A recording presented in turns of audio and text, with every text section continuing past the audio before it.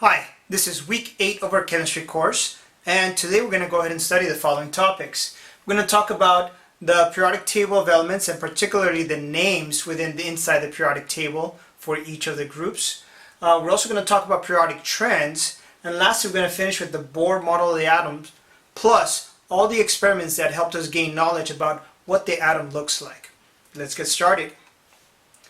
Our lesson objectives. Students will learn many of the trends in the periodic table, including ionization energy, electronegativity, family names, and atomic radii. Furthermore, students will learn about the Bohr model of the atoms, and finally, students will learn the family names on the periodic table. Alright, so let's start with family names. Our first family is highlighted here in blue.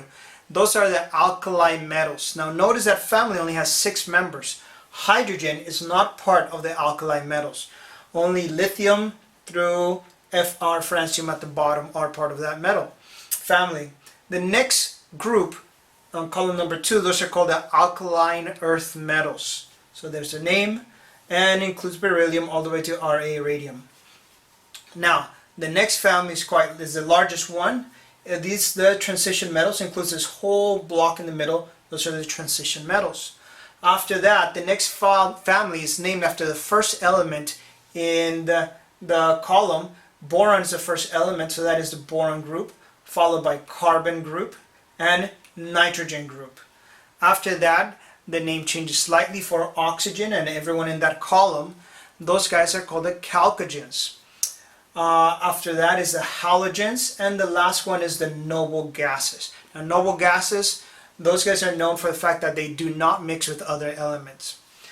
Towards the bottom, they don't go by columns, they go by rows. So the first one's named after the first element in that row, which is lanthanium. So this whole row is called the lanthanoids. And the column after that, the first element is actinium. So that whole row is called the actinoids. So those are all the names for the groups within the periodic table. Now, for this first example, they ask you guys, identify the halogen in the third period. So which element is that? The halogen in the third period. So you got to know your family names. Halogens are this column right here where F, Cl, Br, In, Atr. Those are the halogens. The third period, the first row is the first period, the second row is the second period, and the third row is the third period. So our answer would be Cl, chlorine. So who is the halogen in the third period? Halogens, third period, chlorine. That would be the answer for our first example. Now let's go ahead and talk about periodic trends. These are trends that you can see in the periodic table, and you can identify them fairly quickly, such as what is the size of an atom, how much electronegativity does it have, and we'll talk about what that is in a second, and the ionization energy. So periodic trends are specific patterns that are present in the periodic table that can illustrate different aspects of certain elements, including the size and the electronic properties. Alright, so let's start with the size of the atom, the radii. Plural for radius is radii. The radius of the atom increases from top to bottom and from right to left. So if you see in this diagram, you see the arrows going down. The bigger you get to this bottom left corner of the periodic table, those are going to be the largest atoms on the periodic table. So in our next example, example 2, they ask us, okay, can you identify which of these elements is the largest? Is it magnesium, silicon, sulfur, and sodium? So I have them here shaded in red so that they're easy to find. And they ask you, who is the largest? The answer is, well, whoever is closest to the bottom left corner, that would be the element you would pick as having the largest radius. So in this case, it will be Na, sodium. Sodium would be the answer. So you would circle that in your notes. All right, now, why is sodium the largest one? Why is it that the atoms increase as they go towards this corner? Well, let's go ahead and discuss that. As you go from top to bottom on the periodic table, each element adds additional energy levels. So here you have the first, second, and third diagram right here. This one is the path that the electrons take as they travel around the nucleus of the atom. By the time you get to the second row in the periodic table, there is not enough space in the first energy level to house those electrons. So it adds the second energy level so you can have more electrons. Then by the time you get to the third energy level, then you see a third energy level here, and you keep on adding electrons. And what that does is, as the atoms get bigger and bigger, they have more electrons, so that you need more places to store them, so you add more energy levels. And if you see that every time you add an energy level, the atom gets larger. That is why an atom, as you go down towards the bottom of the periodic table, the atoms tend to get larger. The next question that needs to be addressed is, why is it that atoms get smaller as you go towards the right on the periodic table? So the reason why they get smaller is because of the nuclear charge, which is the amount of protons. So let's take a look at this atom, for example. Here I have 5 protons in the middle, and these electrons are surrounding it. What happens as you go towards the right on the periodic table? Well, you add more protons. So let's say, for example, I add another proton. So instead of having 5, now I have 6. So what happens? Well, these negative electrons are now pulled closer to this nucleus because it has a stronger charge. So they would all move in a little bit more, making the size of the atom smaller. And as you keep going towards the right, you keep on adding more protons. Now let's say it had 7 protons, so the next atom will have 7. So what happens to the electrons? Well, it's a stronger nuclear charge, stronger positive, so the negative electrons will again move closer to the nucleus of the atom, making the atom smaller and smaller. As you go towards the right, you're adding more protons. They get pulled towards the center, and that makes the atom become smaller. Up next is the radius of an ion. An ion is an atom that has a charge. What will happen is, when an atom develops a positive charge, is the size of the atom gets smaller.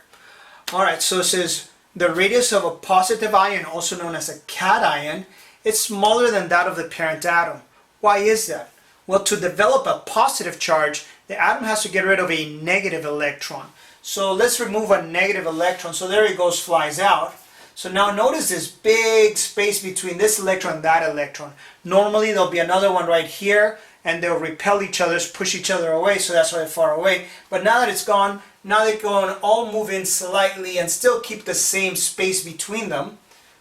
And notice that they're closer to the center, and that's why the atom becomes smaller when you have a cation, which is an atom with a positive charge. Next, let's go ahead and talk about an anion. So the radius of a negative ion, that is referred to as an anion, is larger than the original parent atom. And if you see in the diagram, this is the original atom, but when it gains an electron, see negative electron, it gains it, it becomes larger. Why is that? Again, it has to do with that repulsion of electrons. They repel each other.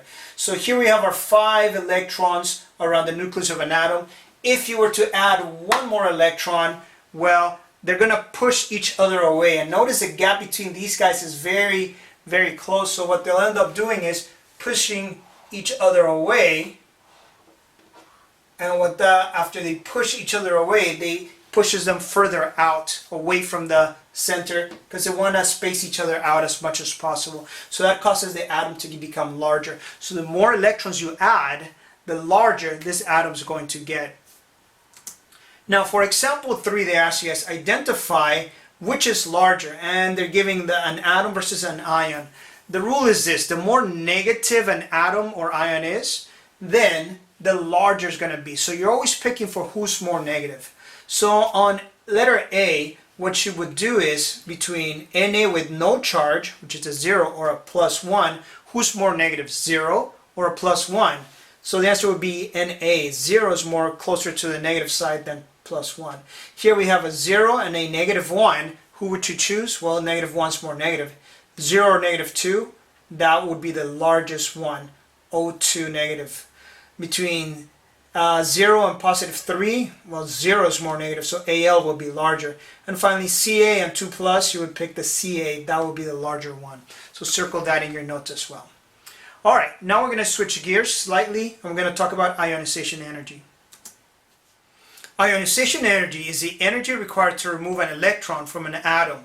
So if I were to pull this electron away, well, this negative electron in that positive nucleus, there's a force holding them together. Remember, opposites and negatives, opposites attract, right? So this electron will be difficult to remove. So I need to put in energy to pull this electron away. I need to put in energy. It just will not fall out by itself. What do you call the energy to remove the electron? That is what ionization is. Now let's talk about the trend. In this diagram you can see the trend. The closer you get to the top right corner on the periodic table, those are going to be the elements that are most difficult to remove. So they're really going to have to fight with these elements. On the other side, the elements in the bottom left corner, those are going to be very easy to remove. Alright, now what factors affect ionization energy? There are 3 of them, and we're going to go ahead and discuss them. The first one, nuclear charge. The nuclear charge is the number of protons in the nucleus. As you go towards the right, you get more protons in the nucleus. So therefore, the atoms towards the right on the periodic table have a strong nuclear charge, which is why it's so difficult to remove its electrons. So the higher the nuclear charge, the more difficult it is to remove the electrons, so therefore you need more energy. Those guys are going to have high ionization energy. Next one, there's something called shielding effect. And shielding effect is created when you have electrons in the inner part of the atom.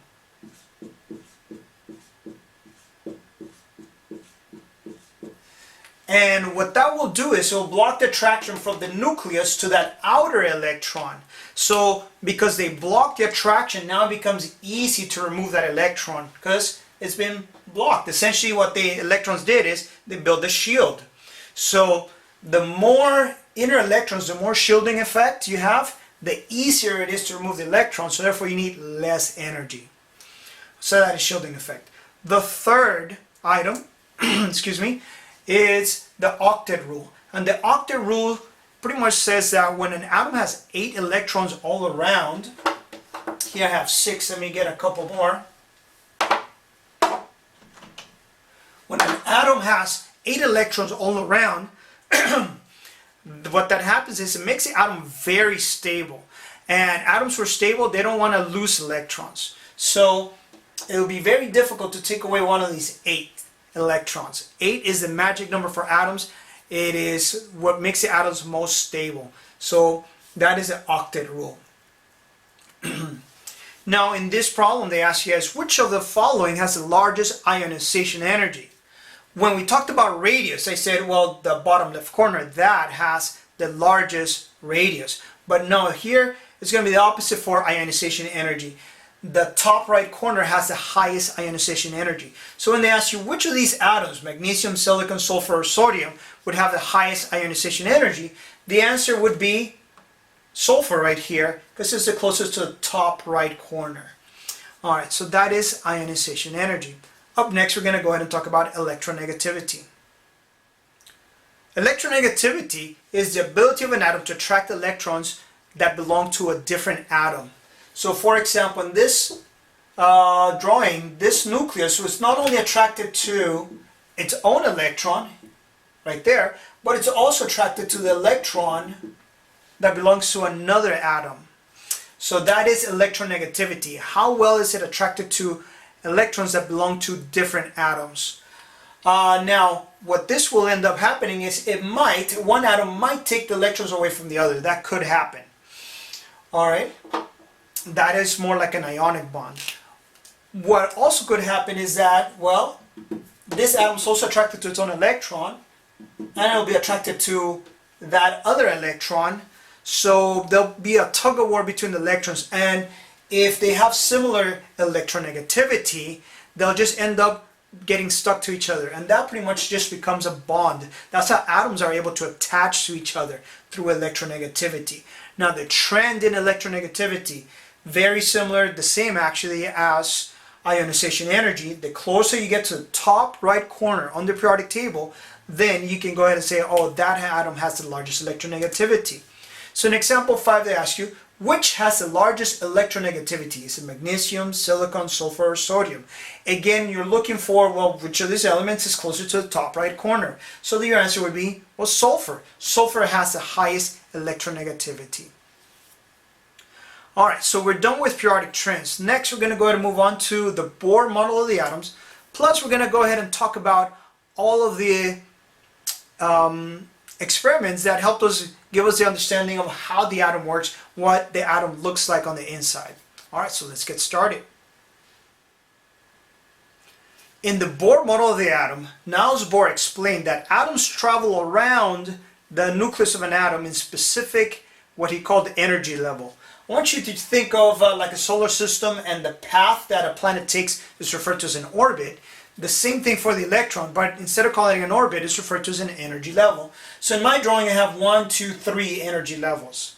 Now, the lowest energy level, the one closest to the nucleus, that's referred to as the ground state. Okay, now, there's more to it than just that. He also said that the electrons can either be here, there, or there, but they cannot be in between. They cannot stay there.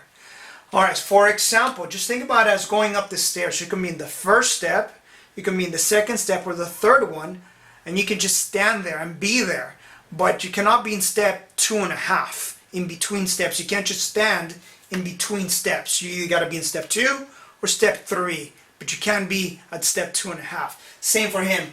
The electrons could be in the first energy level, the second, or the third, but they cannot be just here spinning in the middle.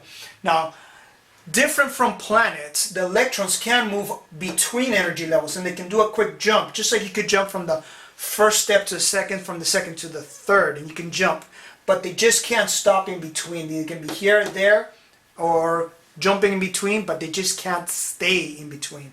So that's the Bohr model of the atom.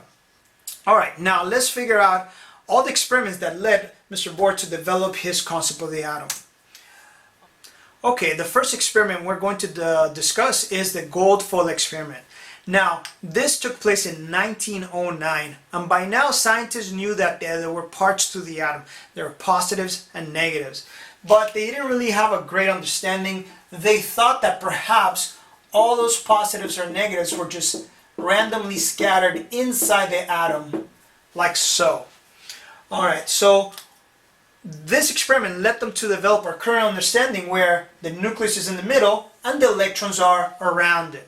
So this is how it went about. They set up a very thin piece of gold foil there. If you're wondering why gold, well, it's because gold, it does not really react much. And next, they launched alpha particles, which is a type of radiation, into the gold foil experiment.